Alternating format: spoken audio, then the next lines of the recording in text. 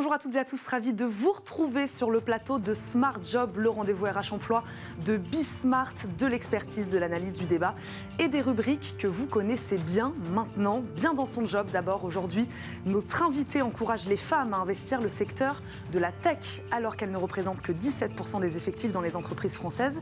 Selon le Gender Scan 2022, la fondatrice du studio La Toile sur Écoute lance une série de podcasts, 5 modèles de femmes qui viennent casser les codes et prouver que les spécialités techniques sont accessibles à toutes. Les entreprises s'engagent. C'est la start-up Olesio qui montre l'exemple aujourd'hui, engagée par son activité puisqu'elle accompagne le retour vers l'emploi et la reconversion pour les personnes les plus fragiles sur le marché du travail. Engagée aussi en interne pour les jeunes par l'embauche d'alternants et pour les personnes en situation de handicap. Le cercle RH est un zoom aujourd'hui sur ces salariés aidants, non pas les professionnels du soin à la personne, mais ces employés qui aident un proche malade en plus de leur activité salariée. Ils sont de plus en plus nombreux en France et peuvent être accompagnés justement par leur employeur par des aménagements horaires, notamment. Cette prise en compte de leur situation en milieu professionnel s'améliore, mais il reste encore beaucoup à faire, vous verrez. Et enfin, comme chaque jour, on termine par fenêtre sur l'emploi.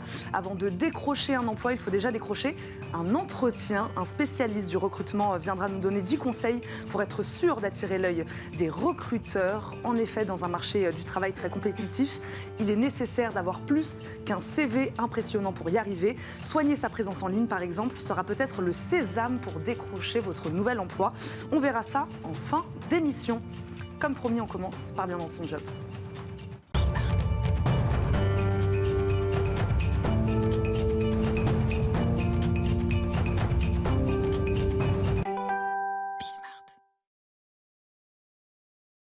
Les nuages ont du mal à se dissiper pour les femmes dans la tech. En 2020, elles ne représentaient que 17% des effectifs tech dans les entreprises françaises, selon l'étude Gender Scan 2022. Mieux que les 12% de 2018, mais pas de quoi crier victoire. C'est de ce constat que le studio La Toile sur Écoute lance Power Angels, une série de podcasts pensés pour encourager davantage les femmes à se lancer dans des domaines dans lesquels elles n'iraient pas instinctivement et prouver qu'appréhender des spécialités techniques, c'est possible. On en parle justement avec la fondatrice du studio de podcast La Toile sur Écoute, Pénélope Boeuf est notre invitée. Bonjour Pénélope. Bonjour Eva. Merci beaucoup de nous accompagner aujourd'hui sur le plateau de Smart Job. Le constat est clair, c'est ce que je disais, les femmes sont loin de faire la majorité dans le secteur de la tech. Mais qu'est-ce qui vous a poussé à vous intéresser à ce sujet-là et à lancer donc cette série de podcasts ? Moi, je suis une généraliste. Je suis OK dans plein de domaines, mais je suis très bonne dans rien. Et du coup, je suis un peu mauvaise dans tout. Et je suis assez admirative de ces femmes qui sont focus dans un domaine, qui sont des vraies expertes. Et donc, un jour, je me suis levée en me disant, mais pourquoi est-ce qu'on ne mettrait pas en valeur un coup de projecteur sur ces femmes-là ? Et donc, on a lancé 5 podcasts avec des femmes influentes, expertes notamment, très influentes sur LinkedIn et expertes dans des domaines très tech, mais pas non plus... technique, mais pas non plus incompréhensible, parce que sinon ce serait difficile à expliquer en podcast. Donc on allait vers comment performer sur LinkedIn, comment se démarquer sur Instagram, comment maîtriser le SEO, comment capter la crypto, comment transformer les mots en euros. Voilà, tous ces qui sont quand même des domaines assez tech. On va revenir sur ces 5 profils, évidemment, et les thématiques que vous traitez dans cette série de podcasts. Vous disiez, je suis une généraliste. Quels sont les sujets habituellement traités sur La Toile sur Écoute ? Alors, rien à voir. Moi, c'est la première fois qu'on lance des podcasts business. Nous, c'est plutôt des fictions, de l'autofiction, des portraits. On est plutôt dans le lifestyle, le divertissement. Et c'est donc c'est vrai que c'est un nouveau... Nouvelle thématique qu'on lance, mais parce que ça me tenait vraiment à cœur. Il y a un jeu de mots sur l'équipe des super-héros, les Power Rangers, j'imagine. En plus, on voit sur l'image que leurs tenues sont très colorées. Qui sont donc ces 5 super-héroïnes à participer au projet? Voilà, comment vous les avez sélectionnées? Qui sont-elles? Je les suivais déjà sur LinkedIn et sur les réseaux. Et donc, on a Caroline Jurado, qui est un peu la nouvelle ambassadrice pour comprendre la crypto. Caroline Mignot, qui est un peu la star des outils marketing, notamment une experte de LinkedIn. On a Nina Ramen, qui est aussi une star, je dis star parce que c'est un peu des stars dans leur domaine, du copywriting. Elle explique comment est-ce qu'on transforme les mots en euros. Ensuite, on a Aurélie Moulin, qui a écrit le livre Le guide d'Instagram aux éditions Erol, qui nous explique comment se démarquer sur Instagram. Et ensuite, on a Véronique Diong, qui nous explique comment maîtriser le SEO. Elle a monté une agence dans le SEO. Et c'est 5 femmes formidables. Donc, du coup, c'est 70 épisodes de podcast. Chaque épisode dure 5 minutes, c'est très court. Les thématiques sont très claires. Donc, quand on scrolle notre liste d'épisodes, on choisit quel thème nous intéresse. Et derrière, c'est très actionnable, c'est très concret. Le but, c'est de faire de la pédagogie, c'est ce que vous disiez, de ne pas être trop technique finalement là. Oui, c'est vraiment de vulgariser et de montrer que tout est compréhensible, tout est possible et que tout le monde peut accéder à ce genre de métier. Ce sont les thématiques choisies qui ont amené les profils ou à l'inverse, ce sont ces profils-là qui ont amené les thématiques? Est-ce que c'est avec elles que vous avez travaillé sur ces sujets-là? Non, on a travaillé ça en interne à la Toile sur Écoute. On s'est dit qu'il fallait commencer par... Aujourd'hui, d'ailleurs, comme vous le disiez en sommaire, il faut être visible en ligne sur son CV, etc. Et donc, ça commence aussi par son LinkedIn et donc avec son personal branding sur Instagram et son site internet, SEO. Enfin voilà, on a travaillé en interne en se disant qu'est-ce qui est le plus abordable pour nous aujourd'hui. Et en fonction, on avait les femmes qui étaient en face, donc c'était parfait. Mais c'est ce que vous disiez, voilà, bonne maîtrise des réseaux sociaux, performer sur LinkedIn, se démarquer sur Instagram. Pourquoi elle est essentielle, cette bonne gestion de ces réseaux sociaux pour gérer justement sa carrière professionnelle, peut-être encore plus quand on est une femme? Oui, parce que c'est du pur personal branding. Alors même si on est salarié et pas entrepreneur, il faut avoir un personal branding parce que ça participe derrière à sa carrière. Et alors, plus parce qu'on est une femme, je sais pas ça. Je pense que autant un homme qu'une femme doit bosser sa marque personnelle sur les réseaux. Mais c'est hyper important parce que ça permet de définir son ADN au grand public. Est-ce que vous croyez au rôle modèle, comme on dit, pour créer des vocations? C'est un peu ça, là, vous mettez en avant 5 femmes qui ont réussi. Est-ce qu'au-delà de faire de la pédagogie sur des sujets qui sont importants, vous espérez aussi peut-être créer des vocations et montrer à des jeunes femmes que oui, bah voilà, là c'est possible? Bien sûr. Et d'ailleurs, il y a une étude de McKinsey qui est sortie en 2018, Women Matter, qui explique que justement la mixité est un levier de performance pour les entreprises et que justement, pourquoi est-ce que les femmes ne vont pas dans ces secteurs-là? Parce qu'elles n'ont pas de rôle modèle.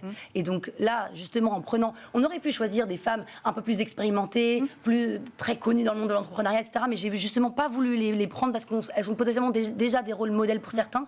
Là, c'est vraiment des jeunes, elles ont entre 27 et 33 ans et j'espère qu'elles vont inspirer. En tout cas, moi, elles m'inspirent. Vous pensez que ça peut avoir un impact réel? Je suis persuadée que les rôles modèles, en règle générale, d'ailleurs, sur tous les supports, tous les médias, ont un impact. Est-ce qu'on n'a pas passé le cap tout de même de la sensibilisation? Sensibiliser au fait que les femmes peuvent atteindre certains postes, certains... Je pense qu'on n'aura jamais passé le cap de ça. Il faut continuer. Il y a encore énormément de travail à faire. Justement, dans cette étude de McKinsey, on explique que seulement 31% des membres des comités de direction dans les entreprises sont des femmes. C'est rien. Donc, il faut encore y aller. Et ça peut aussi passer, ça n'a rien à voir, mais ça peut aussi passer par des rôles de femmes directrices d'entreprises dans des films, dans des podcasts, dans des séries, dans des BD, dans des livres. Il faut continuer à matraquer, quoi. La cible de ces podcasts? Alors, franchement, c'est tout le monde. Ouais. Ça va de votre grand-mère qui veut apprendre à Instagram comment ça fonctionne, aux salariés. Alors, c'est quand même, le cœur, c'est des freelances, des entrepreneurs, des solopreneurs, des salariés qui veulent monter en compétences. Et on pense que c'est pour les débutants. Et en fait, pas du tout. Moi, typiquement, j'ai l'impression que je maîtrisais LinkedIn. Et une fois que j'ai contacté ces filles, je me suis rendu compte que j'y connaissais rien.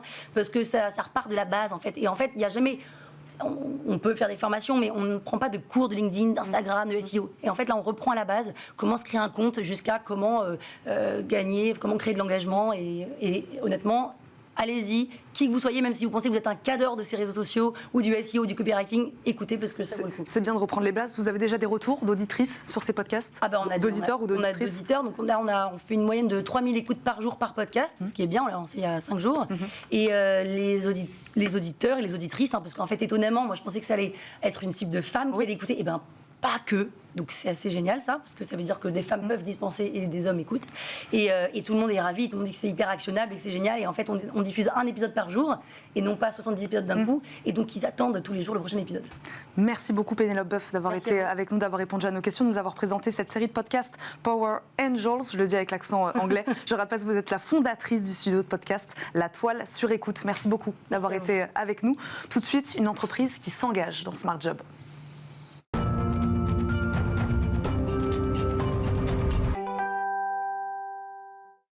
L'entreprise du jour s'engage pour l'employabilité des personnes les plus éloignées de l'emploi. C'est la start-up Olesio. Elle accompagne leur retour au travail grâce à des contenus pédagogiques, des podcasts là aussi, qui présentent l'étendue des métiers et donc des possibles de l'artisanat au numérique en passant par l'industrie. On en parle avec Sébastien Lévy-Prudent, le cofondateur d'Olesio. Bonjour. Bonjour Eva. Bienvenue dans Smart Job, merci beaucoup de nous accompagner. Quand et comment est née la plateforme Olesio ? Alors, elle a été lancée il y a 1 an en version bêta et puis il y a 6 mois plus concrètement. Donc, toute jeune plateforme. Exactement, et comme vous le rappeliez, l'idée c'est de motiver ou remotiver des personnes en orientation ou en reconversion et puis ensuite de les mettre en relation avec des personnes qui les aideront à concrétiser leurs projets. Donc ça va être les missions locales, l'AFPA, les opérateurs de conseil en évolution professionnelle, etc.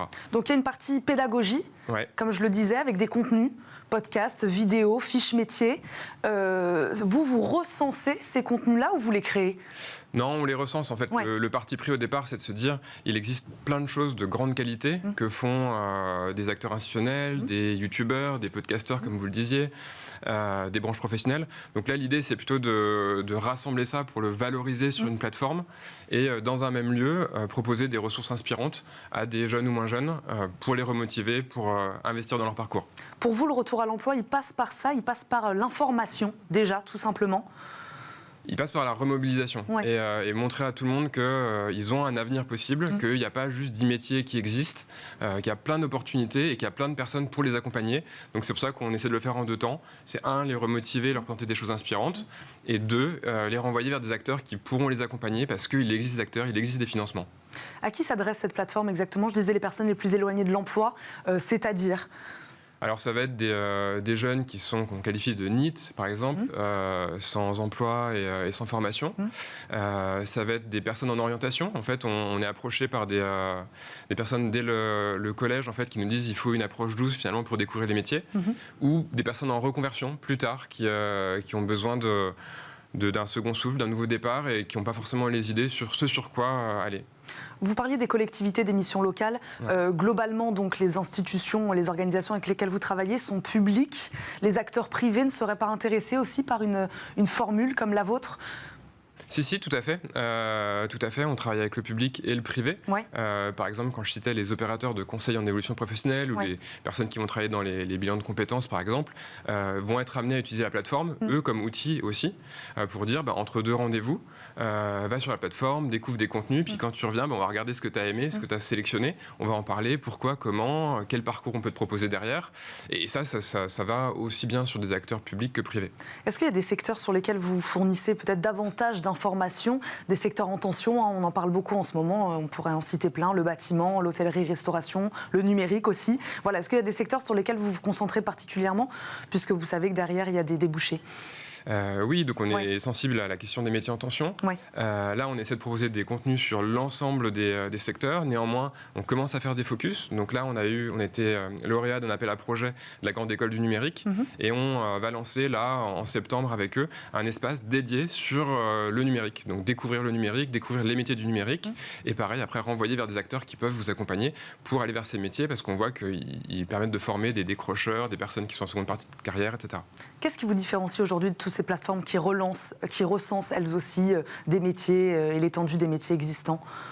Alors souvent en fait quand on regarde en effet les autres acteurs on dit qu'on se positionne un tout petit peu en amont, c'est-à-dire que on a des personnes qui savent vraiment pas forcément ce qu'elles veulent faire et l'idée je pense c'est de leur montrer par exemple une vidéo sur le hacking et derrière de leur dire tiens t'as aimé ça, peut-être que les métiers de la cybersécurité ça peut t'intéresser, les formations aussi et pour aller plus loin justement va voir d'autres acteurs qui vont être spécialisés, qui vont pouvoir t'accompagner mais finalement cette première brique de découverte, de remobilisation, de motivation, on essaie de jouer cette zone tampon.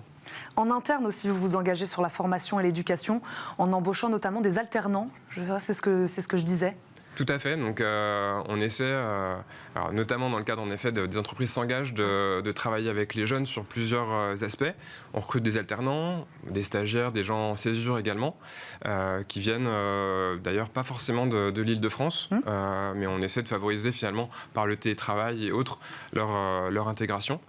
On travaille aussi pour les jeunes sur l'initiative Immersion Facilité, que nous, on a trouvé vraiment géniale, parce que finalement, ça nous permet aussi de toucher des publics qui, peut-être par autocensure ou par méconnaissance, se rapprochent pas de nous. Et là, ils sont mis en contact directement avec nous, ils viennent découvrir les métiers pendant un jour, plusieurs jours. Et ça motive autant ces jeunes-là que l'équipe en interne qui a à cœur de présenter ce qu'ils font et d'aider quelqu'un qu'ils n'auraient pas pu aider sinon. Pourquoi c'est important pour vous cette cohérence ? Je le disais, je faisais un peu le lien tout à l'heure entre votre activité justement et puis aussi votre engagement en interne. C'est important d'être cohérent aussi. Oui, alors je pense que c'est important dans la vie, de manière générale, d'être aligné et puis en effet d'essayer d'avoir une continuité entre ce que propose la plateforme et ce qu'on essaie de faire. Par ailleurs, ça permet aussi de se rendre compte de certaines difficultés. On va peut-être en parler, mais par exemple sur le sujet du handicap, entre finalement vouloir s'engager et rentrer dans la démarche et se rendre compte d'un certain nombre de complexités, c'est différent. Et du coup, derrière, ça permet de proposer des outils et des actions qui sont plus adaptés aussi. Très très vite sur les personnes en situation de handicap, comment vous vous engagez là-dessus ? Il nous reste quelques secondes. Ouais, alors il y a plusieurs voies. On a déménagé pour avoir des locaux accessibles et on participe à des salons type Duo Day. On sensibilise avec des outils type activateur de progrès les internes. Et puis on informe sur la plateforme en développant l'accessibilité. Et puis en travaillant avec le monde de l'éducation. Et notamment avec un groupement d'écoles qui s'appelle le CEREN, sur les jeunes qui ont des troubles 10. Et donc, on essaie de faire la passerelle entre l'éducation et le monde de l'emploi. Merci beaucoup Sébastien Lévy-Prudent d'avoir répondu à nos questions aujourd'hui. Je le rappelle, vous êtes le cofondateur d'Olesio. Merci beaucoup d'être venu nous parler de cette plateforme et de vos engagements aujourd'hui. Merci beaucoup. On marque une courte pause et on se retrouve tout de suite dans le Cercle RH. On fera le point, je le disais, avec nos invités sur l'accompagnement des aidants en France, ces personnes qui accompagnent un proche en perte d'autonomie. À tout de suite.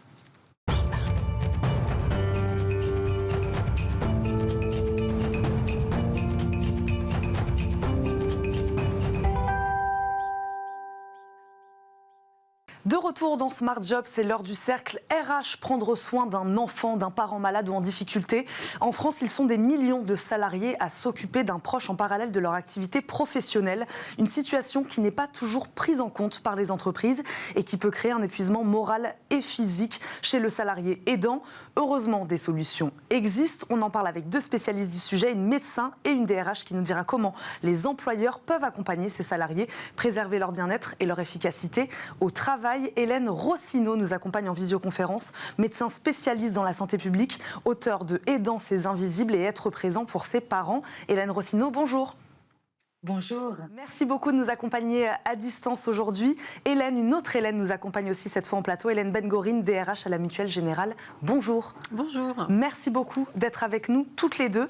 Hélène Rossineau, première question, pouvez-vous nous donner votre définition du terme aidant, dans le sens, c'est ce que je disais, donc non professionnel du terme, ceux qui accompagnent simplement un proche?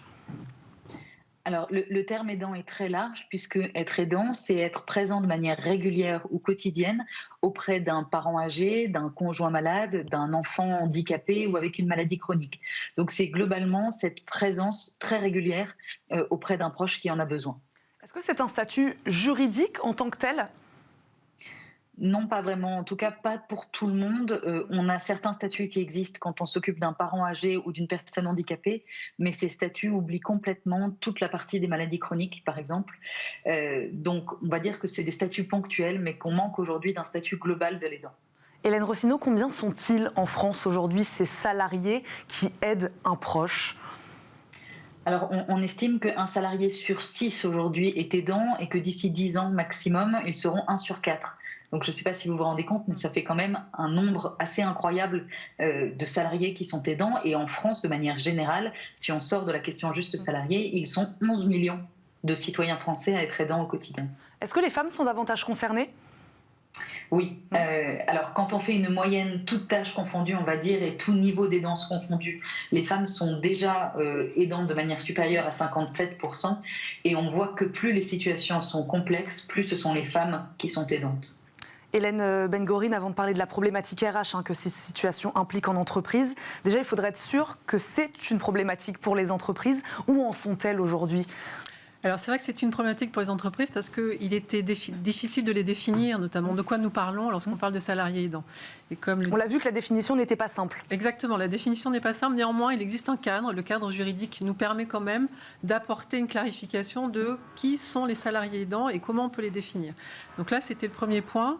Et c'est vrai qu'aujourd'hui, une des principales actions qu'on peut mener, c'est au moins d'en parler.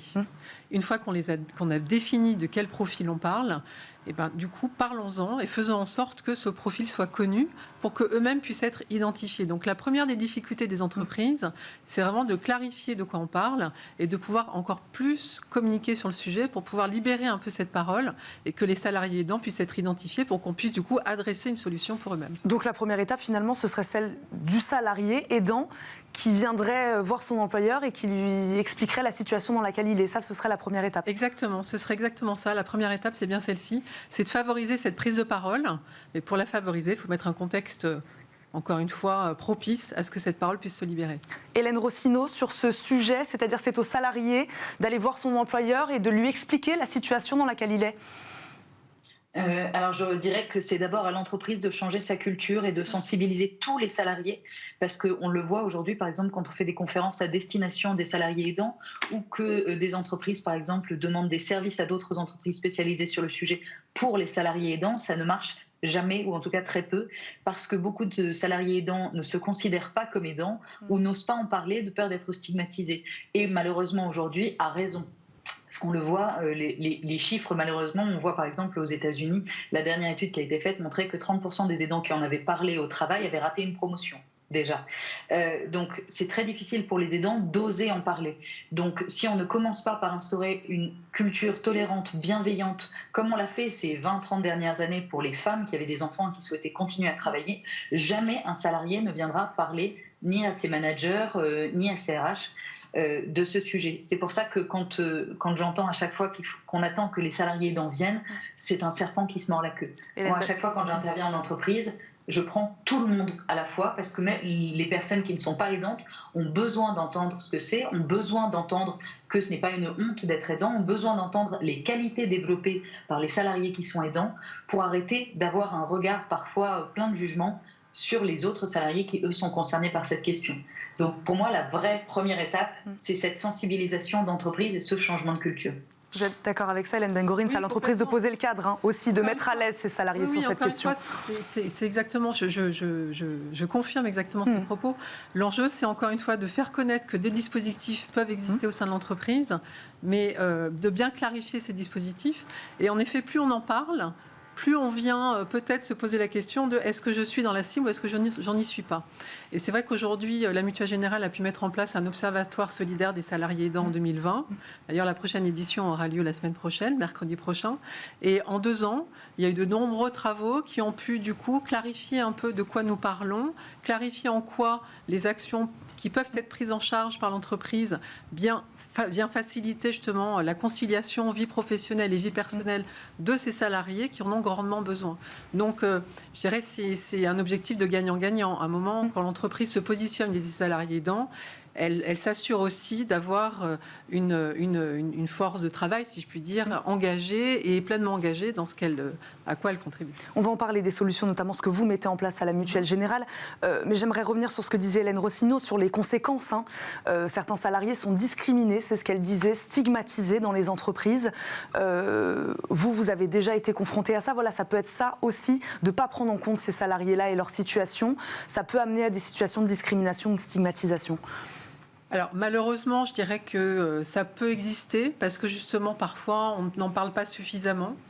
Et je pense que l'enjeu d'une DRH et d'une direction générale, c'est justement de poser le sujet encore une fois et de dire que tout le monde peut être confronté à la problématique, malheureusement, à un moment dans son parcours de vie, son parcours professionnel, et qu'à un moment ou à un autre, l'entreprise, elle doit se positionner par rapport à ça. Après, c'est comme tout sujet de discrimination, c'est clairement quelque chose, c'est la ligne rouge à ne pas franchir, et il faut avoir un discours très très clair concernant ces sujets de discrimination, quels qu'ils soient d'ailleurs, et je pense qu'aujourd'hui, toutes les entreprises ont ça en tête. Après, reste à chacun de regarder, voir comment il gère la situation. Mais en tout cas, au sein de la Mutuelle Générale, le discours est clairement établi. On met beaucoup de plans d'action au travers de cet observatoire pour solutionner des problématiques qui hier n'étaient pas connues. Il faut bien s'en rendre compte. Grâce à cet observatoire, on arrive enfin à dire de quoi nous parlons et comment l'entreprise peut gérer cette situation-là. Donc, on progresse petit à petit. Et un des enjeux, c'est comme le disait Hélène, c'est d'acculturer l'ensemble de la population au sein de l'entreprise pour qu'elle soit bienveillante au regard de ses salariés qui, j'espère, sont dans une situation temporaire. Parce que le salarié aidant, il peut être dans une situation temporaire. Et encore une fois, tout le monde peut être confronté à un moment ou à un autre dans sa vie professionnelle. Hélène Rossineau, sur cette question où toutes les entreprises aujourd'hui ont pris en compte cette problématique, pas vraiment selon vous? Pour moi, on est loin d'y être. On a effectivement des entreprises, comme le disait Madame, qui ont vraiment pris le problème en main, en tout cas qui s'y intéressent. Mais malheureusement, quand je discute avec des aidants au quotidien, nombre sont ceux qui m'expliquent que c'est difficile pour eux même de réussir à prendre 5 minutes à un moment quand ils en ont besoin. 5 minutes pour régler un problème, 5 minutes pour appeler un médecin, 5 minutes pour fixer un rendez-vous, par exemple, pour un parent qui ne va pas bien. Et rien que ces 5 minutes qui peuvent arriver, malheureusement, ce besoin peut arriver même au milieu d'une réunion. Tout le monde les regarde de travers quand ça arrive. Et du coup, ils n'osent pas forcément en parler. Ils n'osent pas forcément en parler aux collègues. Ils n'osent pas forcément en parler à leur manager. C'est pas seulement de parler de la question de manière générale, de dire par exemple maman vieillit ou maman est malade, je l'accompagne. C'est les petites conséquences au quotidien. On le voit encore aujourd'hui, c'est difficile pour une femme de partir plus tôt, ou pour un homme d'ailleurs, pour aller chercher un enfant à l'école une fois de temps en temps. On a encore certains de ses collègues qui vont froncer les sourcils. Mais quand vous demandez à partir un peu plus tôt pour accompagner votre maman chez le médecin, je peux vous dire que les collègues, ils font plus que froncer les sourcils. Ça va parler derrière. Parce que la culture d'entreprise, peut-être que les cadres et le management commencent à en parler, mais on n'est pas du tout arrivé encore à ce que ce soit quelque chose de normal pour tous les salariés. Donc c'est quelque chose de très pesant. Pour beaucoup, du coup, comme on n'ose pas en parler, eh ben, on subit. On passe par exemple la nuit aux urgences à avoir accompagné son parent, son conjoint, etc. On va directement en réunion à 8h ou à 9h, on n'en parle pas et on commence à se fatiguer. On accumule les petites tâches et en plus on n'a pas de soutien si on n'en parle pas au travail. Donc pour moi, c'est pas parce qu'on a des mesures qui ont été mises en place au niveau vraiment de la direction et de l'encadrement, que ça veut dire que c'est infusé correctement dans l'entreprise. D'ailleurs, on le voit bien en Australie, la loi est allée beaucoup plus loin que nous. Ils ont mis en place il y a quelques années ce qu'ils appellent le Fair Work Act, qui disait que quand les aidants en avaient besoin, ils pouvaient immédiatement demander un aménagement de leur temps de travail en cas d'urgence pour pouvoir justement gérer les situations. Et les études qui sont arrivées derrière ont montré que si la culture d'entreprise n'avait pas complètement changé, et ben cette mesure était un échec complet parce que les gens n'osaient pas demander ces heures de peur justement d'être jugés. C'est pour ça que j'insiste autant sur l'importance de travailler sur cette culture d'entreprise et que ça descende bien partout. Ce n'est pas qu'un problème de direction, c'est très important que la direction se rende compte de ce qui se passe, c'est même la première des étapes. Mais derrière ça, il faut vraiment qu'on aille beaucoup plus loin et que tous les salariés accepte que c'est normal et qu'il n'y a pas de tabou, qu'il n'y a pas de honte à avoir. Hélène Rossineau, sur les risques, on a vu quelques chiffres s'afficher, peut-être qu'on les reverra. Vous parliez d'épuisement moral, physique, on peut en arriver jusque-là. On parle beaucoup de charge mentale, évidemment, pour les femmes qui ont déjà beaucoup entre vie professionnelle et vie personnelle. On peut arriver à des situations dramatiques ? On peut arriver à des burn-out, des burn-out vraiment très très forts. On peut arriver à des blessures physiques. Parce que quand on fatigue à force, on a moins de résistance. On a beaucoup de gens qui se blessent au niveau du dos. Les troubles musculo-squelettiques ne sont pas une spécialité seulement de l'entreprise. Quand on est aidant, on a déjà plus à risque de troubles musculo-squelettiques. Donc quand on met les deux ensemble, aidant et au travail, ça devient vite une situation très à risque. On s'épuise, bien entendu. On est à risque de troubles du sommeil, d'anxiété, de dépression. On est même plus à risque d'infection et de cumuler globalement les maladies soi-même, sachant qu'en plus, comme on n'est pas très très bon en prévention en France, les aidants ont encore plus tendance à ne pas consulter pour eux, à ne pas prendre en compte leurs propres problèmes de santé physique et mentale avant justement qu'on en arrive à la crise, parce qu'ils n'ont pas le temps, parce que c'est compliqué à gérer, parce qu'ils manquent de flexibilité dans leur organisation et dans leur emploi du temps. Donc on a vraiment un double problème de conséquences importantes sur le travail et de conséquences importantes sur la santé. On va en parler donc de flexibilité et de l'organisation du travail. Hélène Ben-Gorine, quelles sont les bonnes pratiques RH à mettre en place, ne serait-ce que déjà sur la flexibilité du travail, c'est-à-dire qu'on peut déjà organiser, aménager des horaires, ça peut être déjà la première étape ? Ça peut être une première étape, tout à fait. Après, il y a un vrai changement culturel, je trouve. On a pu en bénéficier juste après la crise du Covid, c'est le sujet du télétravail. Le travail à distance permet aussi de concilier une vie personnelle et une vie professionnelle et qui peut bénéficier justement à ses salariés aidants. Il se trouve qu'à la Mutuelle Générale, on a mis en place un dispositif très audacieux qu'on a appelé l'Open Travail et qui offre la possibilité à nos 1900 collaborateurs de venir à minima 4 jours de présence sur site par mois. Donc 4 jours de présence sur site par mois, ça veut dire un temps de vie personnelle et professionnelle un peu sanctuarisé et qui permet du coup, notamment les salariés aidants que nous avons au sein de l'entreprise et qu'on a identifiés, nous le disent clairement, que grâce à l'Open Travail, ils ont pu en effet concilier ces fameux temps parfois dont on pour a appeler besoin, l'hôpital. pour appeler l'hôpital, pour prendre rendez-vous. Là, aujourd'hui, c'est complètement faisable. Donc, il peut y avoir des astuces, en effet, d'organisation de temps de travail, mais je trouve que la première solution qu'on pourrait trouver bénéfique, c'est bien le sujet du télétravail. Ensuite, il y a d'autres solutions. C'est-à-dire que, comme je le disais préalablement, on met en place un discours parce que l'entreprise prend parti aussi au travers des messages qu'elle adresse à ses salariés.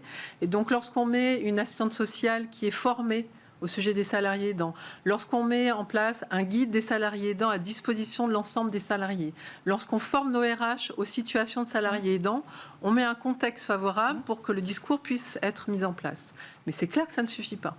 L'autre point, on a mis en place, dans le cadre de notre dernier accord QVCT, des CESU pour les proches aidants.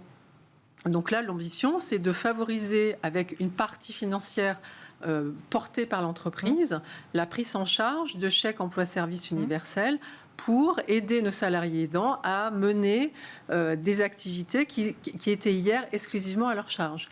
Donc des astuces qui permettent quand même d'assurer du temps. Donc des aides financières, très clairement. Des aides financières, tout à fait. Des astuces qui permettent d'assurer du temps, d'assurer de la disponibilité et d'assurer de l'argent aussi, parce que parfois, il faut soutenir aussi la dimension financière.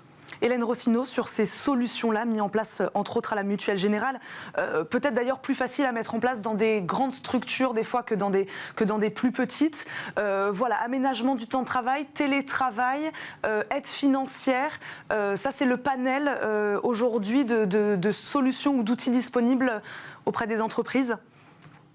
Alors tout à fait, ce sont de très bonnes mesures et je vous félicite d'ailleurs, madame, de les avoir mis en place parce que vous êtes très avancée sur le sujet. Beaucoup d'entreprises sont très loin d'en être là. On peut aussi imaginer par exemple un réseau de ce qu'on appelle des pairs aidants, des salariés qui sont déjà passés par là et qui ont envie d'épauler des salariés qui, eux, sont en train de traverser cette épreuve. Ça peut bien fonctionner, ça fonctionne bien en particulier en Angleterre.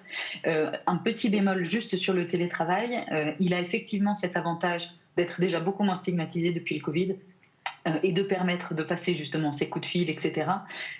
Mais quand on est dans des situations complexes, c'est-à-dire quand on a le patient chez soi, par exemple, c'est un peu comme pendant le Covid, les gens qui ont découvert que garder des enfants, c'était un job aussi et que c'est extrêmement compliqué de télétravailler avec des enfants en bas âge dans la maison. Ça peut être très difficile d'avoir son proche chez soi, de s'en occuper en même temps qu'on travaille. Parce que ça dépend aussi du niveau de dépendance du proche.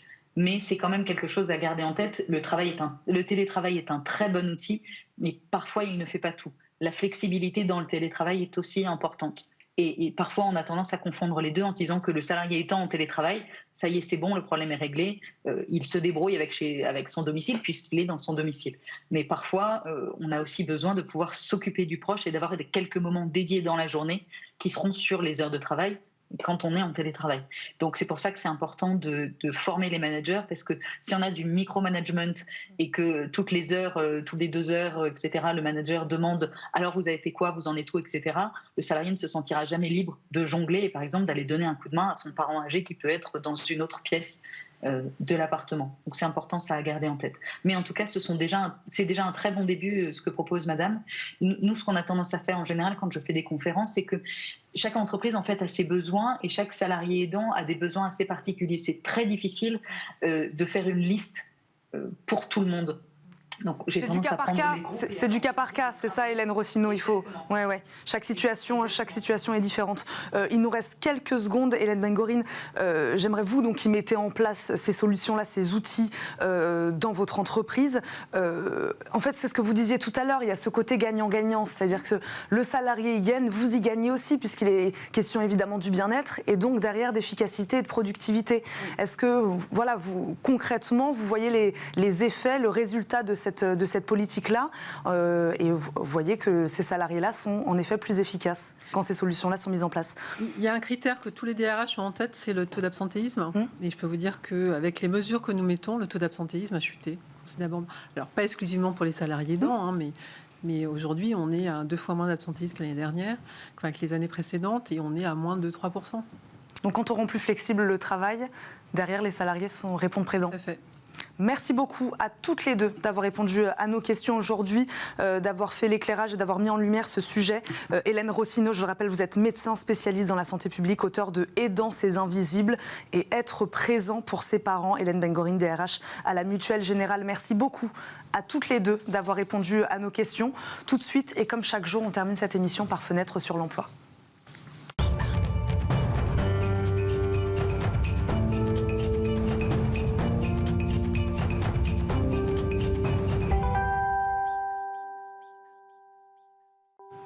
On termine cette émission avec 10 bonnes pratiques pour décrocher un entretien. 10 clés pour être sûr d'attirer l'œil des recruteurs. C'est en effet la première étape et pas des moindres pour trouver un job. Mais la stratégie de recherche d'emploi n'est pas toujours la bonne. Sa visibilité sur les réseaux professionnels non plus. On va faire le point donc aujourd'hui avec Coralie Girard-Clodon, responsable du bureau parisien d'APR, Approach People Recruitment, un des leaders du recrutement en Europe. Bonjour. Bonjour. Bienvenue sur le plateau de Smart Job. Merci beaucoup d'être avec nous. Pourquoi établissez-vous cette liste de conseils aujourd'hui ? Alors, c'est bien sûr pour aider les candidats, les personnes qui sont en recherche d'emploi, pour leur donner des conseils et pour optimiser leurs chances de réussite d'entretien. On va parler évidemment, on va peut-être pas rentrer dans le détail des 10 conseils. En tout cas, un aspect très important qui revient beaucoup, c'est la présence en ligne. On va évidemment en parler. Les canaux de communication professionnelle se sont multipliés, il faut le dire, ces dernières années. Est-ce que vous comprenez qu'il soit difficile aujourd'hui pour les candidats d'adopter une stratégie efficace, justement, de mise en avant ? On ne sait plus où aller et comment y aller. Il faut être logique, il faut lister sa recherche, c'est quelque chose qui se prépare. Et surtout, effectivement, en termes de présence en ligne, il faut pouvoir, et là je vais en parler, être présent ou présente sur les différents réseaux. Et notamment, il y a un super site formidable qui s'appelle LinkedIn en ce moment, qui est vraiment... c'est le réseau social professionnel. Réseau où il faut être. Et effectivement, il faut pouvoir mettre à jour son profil sur LinkedIn. Il y a également une façon de mettre, si vous êtes en recherche d'emploi, vous pouvez mettre la petite pastille en recherche active. Et puis, vous pouvez aussi contacter des cabinets de recrutement comme Approach People pour trouver un job et aussi multiplier votre présence et mettre en ligne votre CV sur différents job boards, des sites de recherche d'emploi. On va pas hésiter à multiplier les sources. On va en parler évidemment, mais c'est vrai que là, je sais pas, moi je pense qu'il y a peut-être une injustice aussi derrière ça. C'est-à-dire que là, ce que vous me dites là, pour quelqu'un qui a 25 ans, il le comprend très bien. Pour quelqu'un qui en a 55, peut-être que c'est un peu plus compliqué aujourd'hui de se mettre sur ces réseaux de communication-là. C'est pas forcément compliqué, et si ça l'est, en tout cas, les personnes peuvent aussi se faire aider. Je pense à Pôle emploi, où effectivement il y a des ateliers de coaching. Les gens, aujourd'hui, il y a des formations aussi pour tout ça. Donc, quand on ne sait pas, il ne faut pas hésiter à demander de l'aide, et même auprès de son entourage également, qui peut être plus à l'aise avec les réseaux sociaux. Le deuxième conseil, c'est soigner sa présence en ligne. Concrètement, ça veut dire quoi, soigner sa présence ? Ça veut dire avoir un profil clair et établi, avoir un profil à jour. Parce que quand vous recherchez un emploi, il faut vraiment mettre la dernière expérience, aussi courte soit-elle, pour que les personnes qui vont vous contacter sachent vraiment ce que vous avez fait. Être précis aussi sur votre expérience, et je pense notamment à des détails comme des chiffres, comme des indicateurs clés de performance sur votre expérience. Et soigner sa présence en ligne, c'est aussi effectivement mettre que vous êtes en recherche d'emploi. Sur LinkedIn, être actif, mettre des j'aime sur certains articles. Et voilà, c'est vraiment d'avoir un profil très clair et très établi pour qu'on puisse vraiment savoir ce que vous faites. Et lisible pour les employeurs. Vous recommandez, c'est ce que vous disiez, de diversifier les canaux lors de sa recherche. Comment être sûr de bien cibler justement ces recherches et de ne pas se perdre ? Si on diversifie, Le risque est peut-être aussi de se perdre à un moment. Il y a différents sites adaptés et spécialisés. Si vous êtes dans l'IT et le digital, vous allez aller vers des sites plus spécialisés. Pareil, si vous êtes dans la comptabilité ou dans les ressources humaines. Après, je pense qu'il faut... l'essentiel, c'est quand même d'être en ligne. Et c'est pas tellement, finalement, d'aller vers quelque chose de très spécialisé, mais plutôt d'être visible. Et plus vous allez être visible, et plus les employeurs vont vous contacter. Donc, il faut vraiment être en ligne un petit peu partout et attendre aussi de voir qui nous contacte pour les opportunités. Dans ces conseils-là, ces 10 conseils que vous nous donnez, vous mentionnez ni le CV ni la lettre de motivation. Est-ce que ces outils sont obsolètes ? La lettre de motivation, effectivement, est moins utilisée. Oui. Maintenant, ce que je préconise, c'est quand quelqu'un passe un entretien, n'hésitez pas à faire un petit mail de remerciement. Et dans ce mail de remerciement, vous allez aussi expliquer ce que vous pouvez apporter, pas seulement ce que ce poste va vous apporter, ce que vous avez compris du poste et ce que vous pouvez apporter à l'employeur. C'est très important pour obtenir un deuxième entretien. Mais effectivement, la lettre de motivation est moins usitée aujourd'hui. Si vous deviez ne choisir qu'un seul conseil à nous donner parmi les 10, ou essayer peut-être d'en rejoindre ou d'en faire un seul avec 3 ou 4, on serait sur la présence en ligne, c'est ça, c'est pour vous, c'est le plus important. La présence sur LinkedIn. Et puis, oui, ne pas hésiter. Alors oui, s'il faut choisir un seul conseil, ce serait être présent en ligne. Effectivement. Dans la conjoncture actuelle, avec un marché de l'emploi, on le sait, plus favorable tout de même aux candidats, oui. Est-ce que c'est plus facile aujourd'hui de décrocher un entretien ? C'est plus facile en ce moment parce qu'effectivement, on est sur un marché de candidats. Donc, en fonction de... le candidat est plutôt en situation de force. Et il ne faut pas hésiter, effectivement, quand vous êtes en poste et que vous êtes en recherche, vous allez être peut-être en situation aussi de force parce que vous êtes en poste. Et du coup, vous allez pouvoir mieux négocier. Mais effectivement, le marché... Vous le constatez ? Ah oui, on le constate complètement. C'est compliqué. Les gens ont beaucoup d'entretiens en cours. Et effectivement, parfois, une personne qui a 3, 4, 5 entretiens en cours, il va falloir que l'employeur sache mettre en avant pas seulement le salaire, mais aussi les conditions de travail, les opportunités d'évolution. Donc aujourd'hui, il faut savoir être attractif quand on est une entreprise et qu'on veut vraiment attirer les talents. Le rapport de force est un peu inversé. Complètement, ouais.